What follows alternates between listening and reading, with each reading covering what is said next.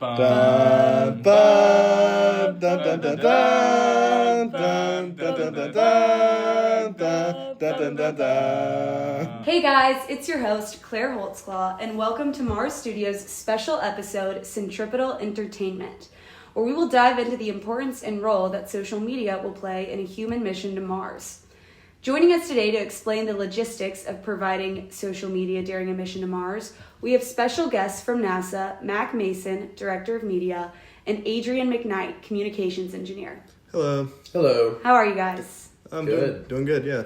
Now, before Mr. Mason and Mr. McKnight get into the details of Mars social media, I wanted to provide some background on the role media has played in previous space exploration and why social media will be particularly important for a mission to Mars. Media content has always played a huge role in space launches. Nearly 600 million people around the world stopped what they were doing to watch the Apollo 11 moon landing. However, the content provided was merely a short black and white and grainy video with staticky audio.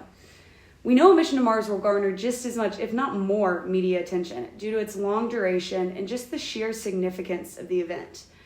But media and technology has changed a lot since 1969, as social media platforms have become the primary news outlets and places to learn information. With this, we can expect that the media output of a mission to Mars will look substantially different from past missions. So, Mr. Mason, how do you think these advances in social media will impact the media output and content of a mission to Mars? Immensely. Social media is an absolute giant in media industries these days, and we're going to see a just explosion of information coming out about the Mars launch when we decide to do this. It's projected that in the year 2025, 90% of all internet traffic will be short-form content. That does not surprise me. I know a lot of my generation, including myself, likes to get their information on websites like TikTok or Instagram and stuff like that. So how do you think this social media will become a part of a mission to Mars? Yeah, so unofficially, we're going to see a lot of different, TikTok channels and Instagram pages, and different platforms having these unofficial informational outputs about the mission to Mars. Like, if you think about a TV show you watch, there are podcasts about it. We're going to see stuff like that all over, as well as NASA's own platform, not own platform, but own social media page where we're going to have information about mission to Mars. We're hoping that we get a lot of interaction with that, which we will see that. I think we already see that already. Absolutely. We know SpaceX has their own page and stuff where they can post lives of their launch on TikTok, and we can see those videos on Instagram. Yeah, I see those all the time. I'll scroll in, I'll see the live, I'll watch the rocket go up and down, and then just continue on, right? I think it's definitely important, too, to think about, with all these missions that are coming up, probably the first people to go on it will be people with a lot of money, celebrities who already have platforms as well that people want to see videos on. Yeah, absolutely. Recently we saw Katy Perry go up, and, whether for good or for bad, that was huge. Everyone was talking about it. Yes, and I could definitely imagine if she could, she probably would have posted a video in the rocket. Yeah, I bet she would have. So now that we know social media will definitely be an integral part of a mission to Mars, how do you see this media engagement actually rolling out throughout the mission? Yeah, that's a good question. So we actually have a preliminary roadmap of what is going to happen. Of course, when the rocket actually goes into orbit, we'll have the classic TV, news, television live stream of the rocket going up, yes, as well as on our TikTok pages and our Instagram, the live there, because I know some people may not have the time to watch it on their TV, so they'll want to watch it on wherever they can. So it's just, the traditional viewing of the launch, but now we can access it on social media and we can look at it later. It doesn't necessarily have to be live broadcast TV. Absolutely. There will be probably thousands of videos of it online. And then we'll have another live as they leave Earth's orbit, as they start on their journey towards Mars. And then we're going to be following that for a while until we can no longer physically see the spaceship, or it's not feasible to look at it, right? Okay, so aside from, the filming of the rockets, which is pretty standard, I feel like the new difference is the availability of social media actually in the spacecraft. How do you see that playing out? Yeah, no, I was actually about to get to that. We will have, for like the first week or so, the astronauts film their everyday life. Day in the lives, I know people really like those. Any crew activities they do, those will be filmed. We're trying to get as much output as we can. So how do you think the astronauts will decide to film these? Is it going to be like tasks, like how they have tasks during their mission? Is it going to be, provide one short video each day of you doing this activity? Well, something I think we're trying to do is give a lot more freedom than is usually allowed in these circumstances. I mean, these are obviously people too, but we want them to have fun while making these videos, because when you know that the creators are having fun, the audience also has fun. You can just feel it, right? So, if they want to film their tasks, I'm sure people would love to see that. If you need to check on the oxygenator or something like that, that would be great. And then, yeah. Oh, but I'm sure their safety is still a big, important issue in this, because they'll have tasks that they have to complete that I'm sure they can't film sometimes. How are you going to talk about the astronauts maintaining safety and also providing content? Yeah, I mean, safety is their number one priority. If there's something that goes on that they can't film or that they need to focus on, obviously they're not going to film that, right? And there was also stuff on the spaceship that, the public probably shouldn't see, right? Mm-hmm. And so that will not be filmed. Okay.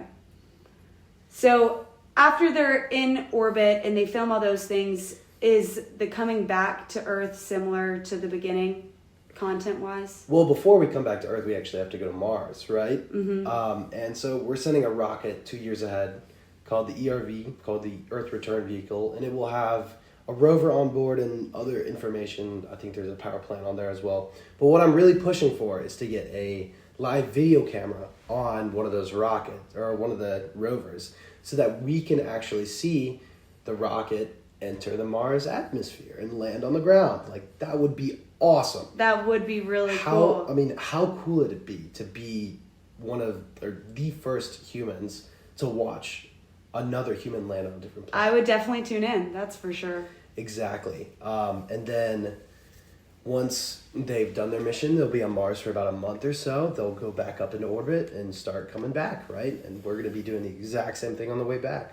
Okay, so you're going to have video viewing of the rocket returning into Earth's atmosphere, the landing, pretty standard stuff. Absolutely, yeah. Okay. Yeah. Wow. Well, that sounds like a lot of interesting media output, but it also seems like that might be hard, since considering we haven't provided that before. Yeah, no, that's the real challenge, right? As the rocket gets further away from Earth, the communications time between the rocket and Earth begins to increase, right? And that also means that it'll be harder to get and receive information from the rocket. Okay. So do we even have the infrastructure to do this media in space right now? Not yet. We've done some stuff. You've seen videos. Again, Katy Perry was in space. She took a few videos up there. So actually, if I can step in here. Yeah, absolutely. I think this might be more your area. Yeah, definitely. So short answer, no, we do not have the infrastructure in place at the moment. There's no real internet in space per se. The way obviously people have seen, the images they've seen of Mars and stuff like that. They get this tech stuff that goes straight to NASA that we don't see because it's a bunch of nerd talk. And every now and then you get like a short, low res video, pretty much like, I'm not sure if you've seen like the rover singing "Happy Birthday" to itself. I have not. It's really sad. But, it's really sad.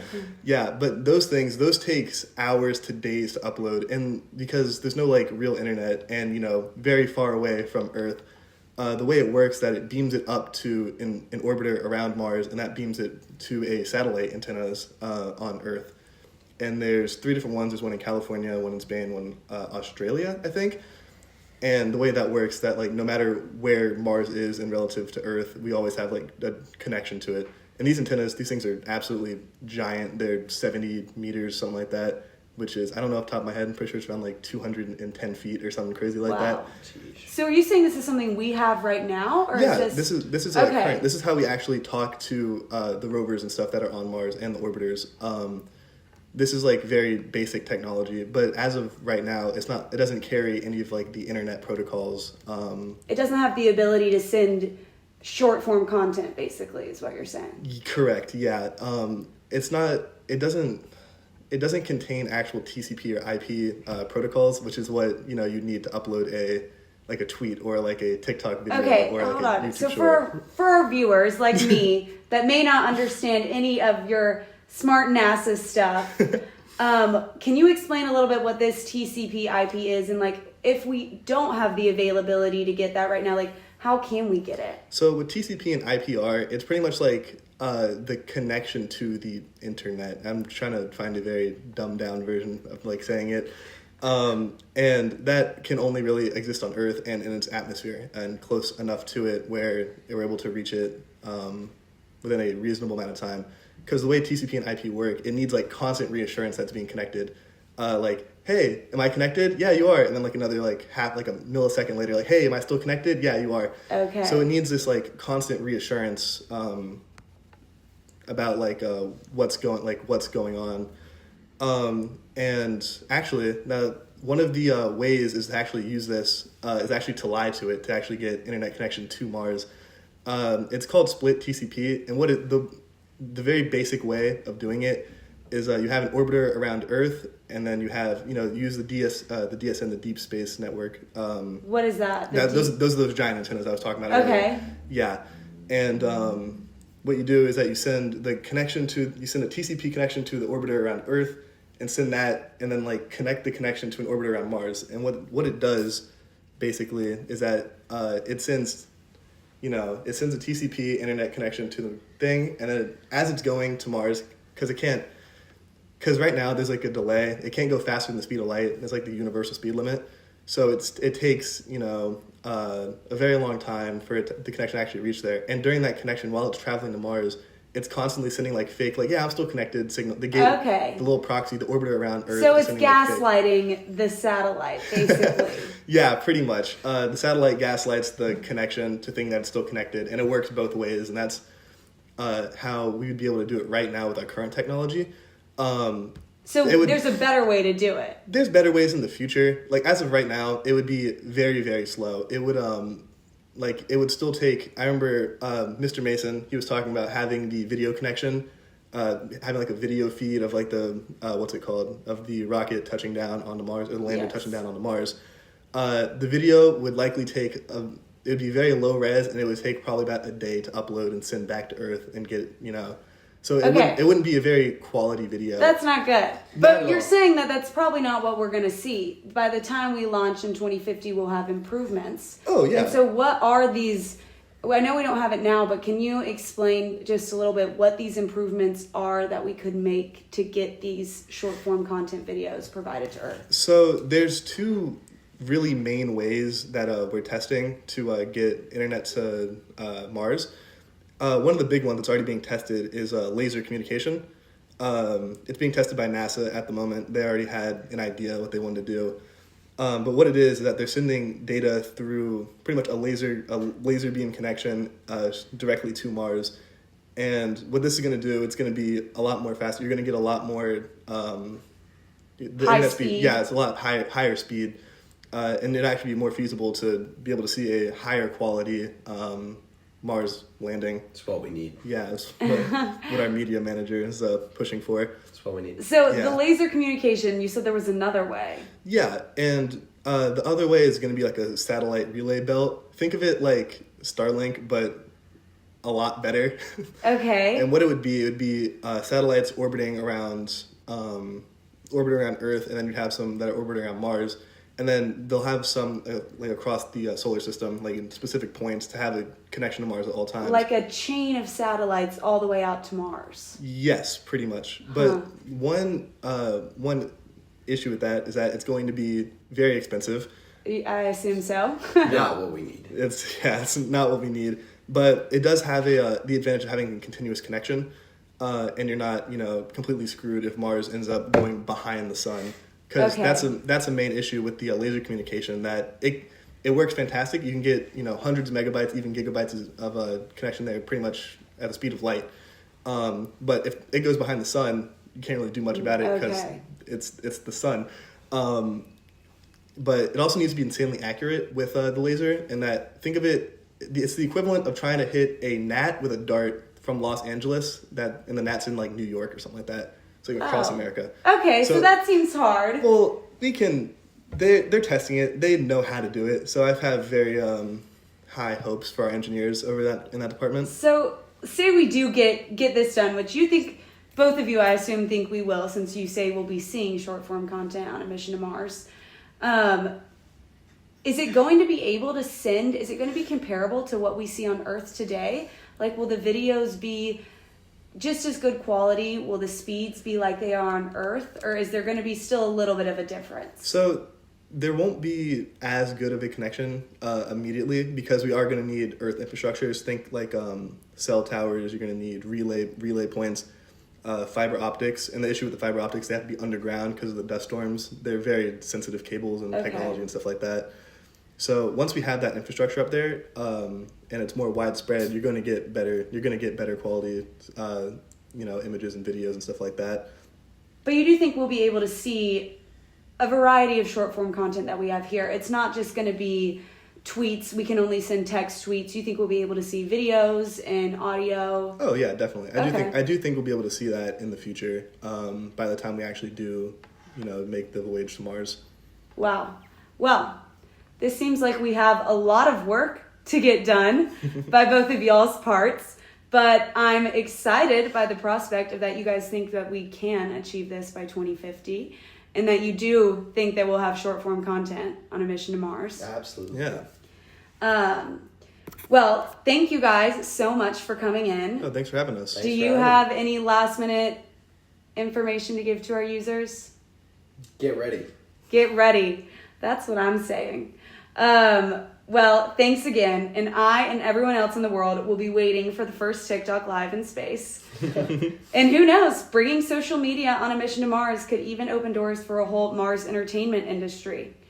But those are issues to be considered later, one step at a time, right, guys? Yeah. Yes. Until then, remember to be on the lookout for new space social media. And thank you guys for tuning in to Mars Studio special episode, Centripetal Entertainment. Ba, ba, da, da, da, da, da, da, da, da, da, da, da, da, da.